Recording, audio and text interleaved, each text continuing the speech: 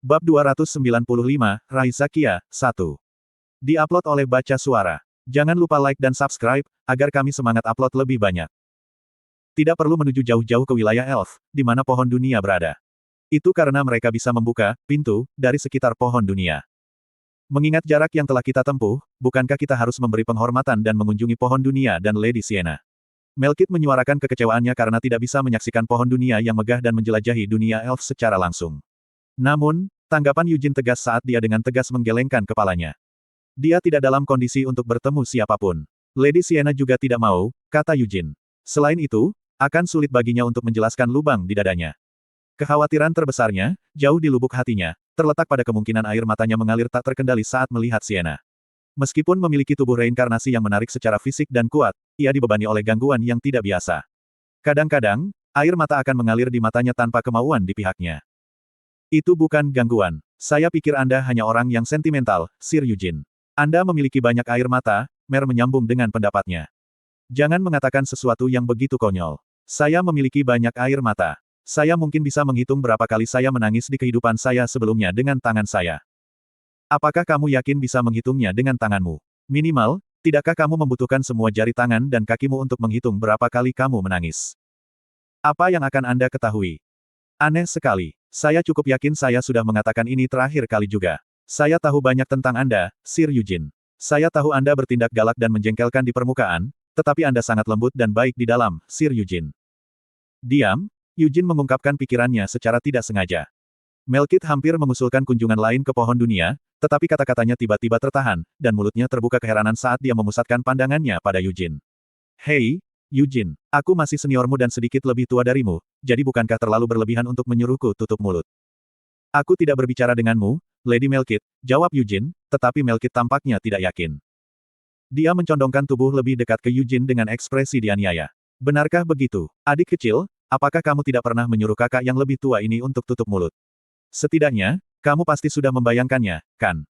Saya menghibur pikiran itu berkali-kali, dan saat ini, imajinasi saya akan menjadi kenyataan, jawab Eugene. Aku tahu itu. Dan karena adik laki-laki saya pada dasarnya menyuruh saya tutup mulut, saya bisa depresi, bukan? Dan saya pikir mungkin yang terbaik adalah pergi dan melihat pohon dunia untuk membantu meringankan depresi yang lebih tua ini, gumam Melkit. Berhenti bicara omong kosong. Jika kamu terus melakukan itu, aku tidak akan membawamu lain kali, kata Eugene, memberinya pandangan sekilas, menyebabkan rahang Melkit jatuh karena terkejut. Melkit meraih bahu Eugene dan melompat-lompat kegirangan.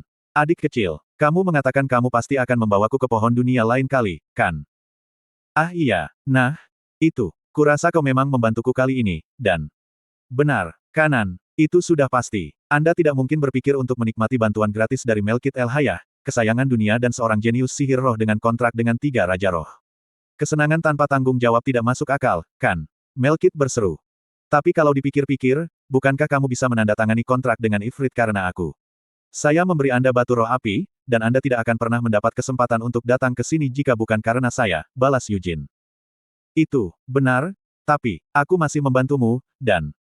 aku menggunakan banyak mana sehingga kamu bisa melakukannya dengan baik, rengek Melkit. Baik, baik, saya mengerti. Aku akan membawamu lain kali, jadi berhentilah bertingkah konyol, jawab Eugene. Kapan aku pernah bertingkah konyol? Melkit mundur selangkah, seringai nakal menghiasi wajahnya. Eugene mengakui bahwa dia bukan orang jahat, namun... Dia tidak bisa membantu tetapi mengungkapkan ketidaksetujuannya dengan klik jengkel lidahnya saat dia memusatkan pandangannya padanya. Sebenarnya, Eugene telah mempertimbangkan untuk memberi Melkit daun dari pohon dunia begitu misi mereka selesai. Dia menganggap agak merepotkan untuk kembali jauh-jauh ke Samar semata-mata untuk tujuan memungkinkannya menyaksikan keindahan pohon dunia yang dihormati. Dia akan bisa memasuki wilayah Elf dengan itu. Bahkan sekarang, daun pohon dunia bergetar dalam batas-batas sakunya, menunjukkan kedekatan mereka dengan wilayah Elf. Tapi dedaunan bukan satu-satunya yang bergetar. Terletak di dalam jubah Eugene, erat berlindung dalam pelukan pelindung Mer, Rhaenyra bergetar tak henti-hentinya. Tuan Eugene. Lovelian mendekati Eugene dengan desahan lelah, menandakan selesainya persiapan menit-menit terakhir. Dengan sangat hati-hati, dia menghadirkan Akasha, menggendongnya dengan kedua tangan, sebelum berbicara lebih jauh, aku sudah melakukan semua yang aku bisa. Pada hari-hari sebelumnya, baik Lovelian dan Melkit telah mengeluarkan mana mereka, menyalurkannya ke Akasha. Namun, kontribusi mereka melampaui sekadar infus mana, mereka telah memurnikannya dengan cermat, memastikan kesiapannya untuk segera dimanfaatkan oleh Eugene. Eugene dengan rendah hati menundukkan kepalanya saat dia menerima Akasha. Saat Akasha bersandar dalam genggamannya, Yujin bisa melihat kehadirannya dengan tajam. Sebuah reservoir mana yang luar biasa berada di dalam artefak, memancarkan besarnya dan potensi luar biasa yang meminjamkannya beban yang gamblang di tangannya. Fenomena seperti itu hanya bisa diharapkan, mengingat keadaannya. Dua tokoh terkemuka, kepala menara sihir Arot dan Arquizatz Ulung yang memiliki penguasaan atas 8 lingkaran sihir, telah menyalurkan mana mereka ke Akasha sampai cadangan mereka hampir habis. Upaya kolektif mereka telah menanamkan artefak dengan banyak kekuatan mentah. Terima kasih, kata Yujin sambil mengangkat kepalanya. Christina mendekatinya. Wajahnya agak kurus, bukti hampir tidak tidur selama beberapa hari terakhir. Apakah kamu baik-baik saja? Yujin bertanya. Dia terhuyung-huyung tak berdaya, dan Yujin mendukungnya dengan ekspresi khawatir. Bagaimana itu bisa menjadi orang suci? Dia lebih seperti rubah licik yang menyamar, Melkit tidak bisa membantu tetapi berpikir ketika dia mencuri pandang pada Christina. Dia dilarang berbicara karena cambuk berat dan mematikan yang tergantung di pinggang dan paha Christina. Ya, saya baik-baik saja, jawab Christina. Faktanya, dia tidak berakting. Memang benar dia hampir tidak bisa tidur selama beberapa hari terakhir, dan dia lemah dan pusing karena menggunakan begitu banyak divine power dalam pertempuran. Christina nyaris tidak bisa tersenyum saat dia menyerahkan pedang suci kepada Yujin. Saya telah menyimpan daya sebanyak mungkin, dia menyampaikan. Hebatnya, pedang suci memancarkan cahaya lembut, dengan mudah menerangi lingkungan mereka tanpa Yujin perlu mengerahkan upaya apapun. Saat Eugenius memegang pedang suci, Christina dengan hati-hati memposisikan tangannya di belakang lehernya, dengan cekatan membuka simpul rosario yang menghiasi dirinya. Dan, ini berisi keinginan dan doa kita. Saya berani bertanya, bolehkah saya meletakkannya di leher Sir Yujin? Ya, Yujin mengakui dengan anggukan, sedikit menurunkan postur tubuhnya untuk memudahkan jangkauan Christina. Melirik kepala Yujin, Christina mengalami dorongan sekilas yang tak bisa dijelaskan.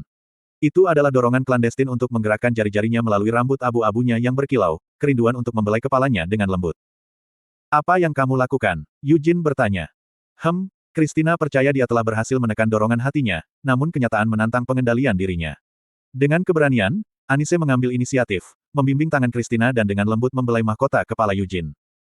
Semoga pemeliharaan cahaya bersamamu. Christina menghadapi situasi tak terduga tanpa perubahan ekspresinya.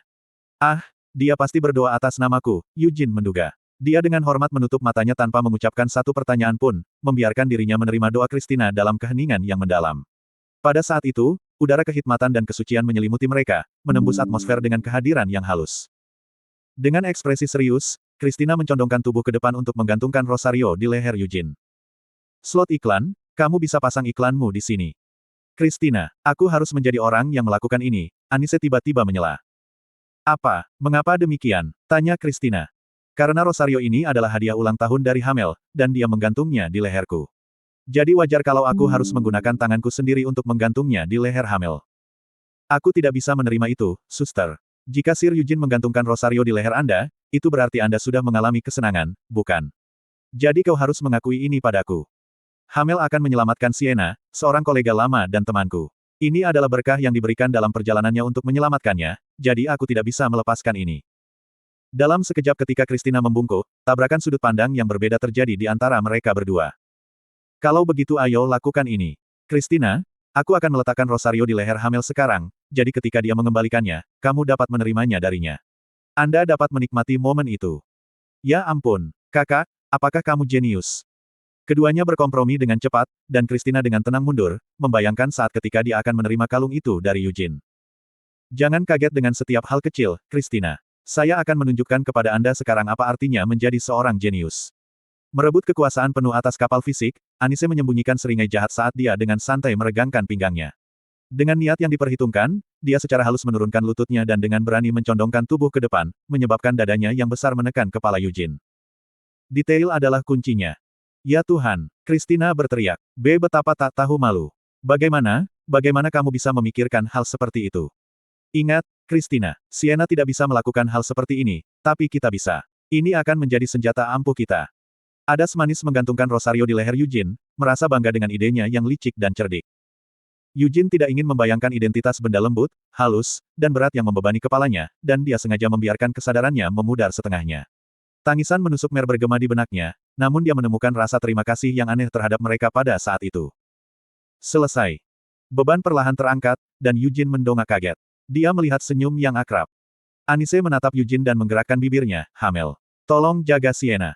Dibatasi oleh kehadiran orang lain, dia menahan diri untuk tidak berbicara dengan keras dan malah diam-diam mengucapkan kata-kata itu.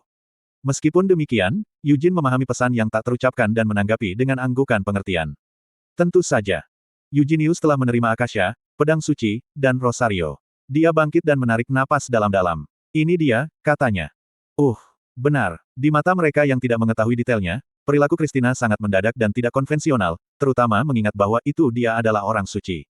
Bahkan Melkit, yang membanggakan keahlian yang tak tertandingi dalam hal-hal seperti itu, tidak bisa menyembunyikan keheranannya saat mulutnya terbuka karena terkejut. Qian juga sangat terkejut. Apa yang baru saja dilihatnya? Setelah beberapa saat, dia menutup mulutnya, berdeham, lalu mendekati Eugene. Hati-hati, dia memperingatkan. Berbeda dengan yang lain, Qian tidak bisa membantu Eugene dengan menyimpan kekuatannya di kapal. Sebaliknya, dia mengeluarkan perisai gedon dan menyerahkannya kepada Eugene. Perisai itulah yang paling dibutuhkan Eugene. Tentu saja, saya akan berhati-hati. Jangan mendapat masalah saat Anda menunggu di sini. Anda tahu, lindungi orang tua Anda, jawab Eugene. Bahkan jika mereka kelelahan, saya tidak berpikir akan ada kebutuhan bagi saya untuk melindungi Tower Masters, jawab Qian. Kamu masih harus menyiapkan pedangmu. Apalagi yang akan Anda lakukan di antara orang-orang yang lelah? Kata Eugene, memasang perisai gedon di lengan kirinya.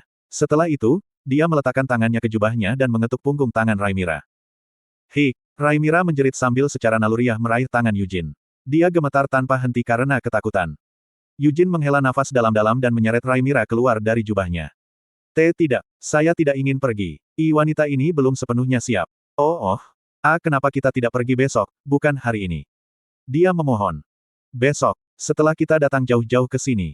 Suasana hati sudah diatur pada kami pergi, jadi tetap tenang, kata Eugene. Tidak, wanita ini tidak. Mengendus. Ada apa dengan suasananya? Jika nyonya ini memberi Anda wanita rendahan dengan tarian, bisakah kita menundanya sampai besok?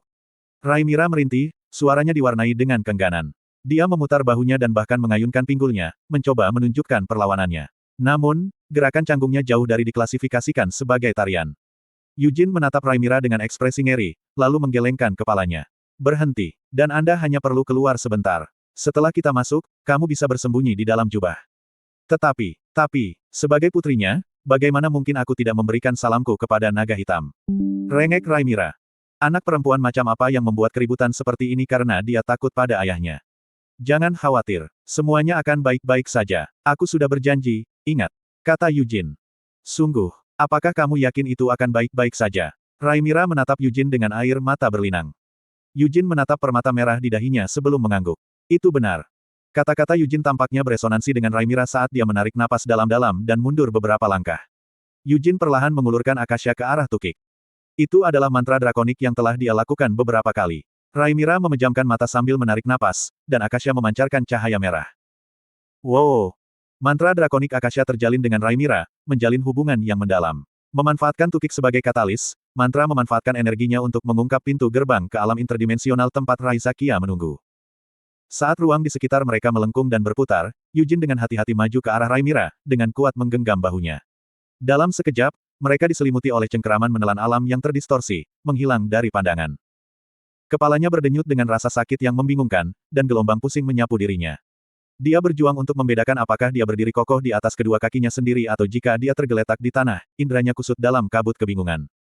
Sensasi itu menyerupai ingatannya yang jauh tentang pertemuan awal dengan alkohol berabad-abad yang lalu. Dengan cara yang mirip dengan keracunan parah, dia mendapati dirinya tidak dapat memperoleh kembali kemampuannya. Keadaan saat ini dia menghindarinya, menyelinap melalui genggamannya seperti fata morgana yang sulit dipahami. Dia menggelengkan kepalanya, mencoba melepaskan disorientasi. Rhaenyra terbaring tergeletak di tanah. Kakinya goyah di bawahnya, dan dia menempel erat di tangan Eugene. Eugene perlahan mengatur napas dan mengangkat Rhaenyra dari tanah. Masuklah, katanya. Mencium. Rasa kegilaan yang luar biasa menangkap Rhaenyra seolah-olah kewarasannya terlatih-tatih di tepi. Permata merah yang tertanam di dahinya berdenyut tanpa henti seolah dipukul berulang kali oleh palu yang tak terlihat. Menekan rasa mual yang meningkat, Rhaenyra dengan cepat menutup mulutnya dengan tangannya, bertekad untuk memadamkan sensasi yang meresahkan. Mencari penghiburan, dia mencari perlindungan dalam batas-batas ruang yang tersembunyi di dalam jubah Eugene. Baru saat itulah Eugene melihat sekeliling. Kegelapan melayang di sekelilingnya. Dalam kegelapan halus ini, segudang nuansa dan kepadatan berbaur, menyerupai penggabungan langit malam yang tak terhitung jumlahnya yang dijalin bersama. Hanya dengan melihatnya mengancam akan membingungkan pikirannya. Dia berhasil masuk melalui pintu. Eugene menelan ludah sebelum melanjutkan. Dalam beberapa langkah, kegelapan yang melayang di sekelilingnya terangkat. Eugene mendapati dirinya tenggelam dalam kegelapan yang melingkupi, tanpa tanah yang kokoh di bawah kakinya. Namun, tanjakan halus menjulang tidak jauh di depan, miring ke bawah. Dengan kewaspadaan, Yujin mengarahkan pandangannya ke bawah, menolak untuk membiarkan penjagaannya goyah. Dia melihat seekor naga hitam yang besar dan benar-benar besar. Itu adalah Raizakia. Sama seperti ketika Yujin pertama kali melihatnya, naga hitam meringkuk di dalam ekornya yang besar, ekor hitam bersisik tajam menutupi wajahnya. Apakah dia tidur? Dia berharap begitu. Yujin perlahan mengangkat pedang cahaya bulan ke arah Raizakia. Pada saat itu, kepala Raizakia tiba-tiba miring ke atas.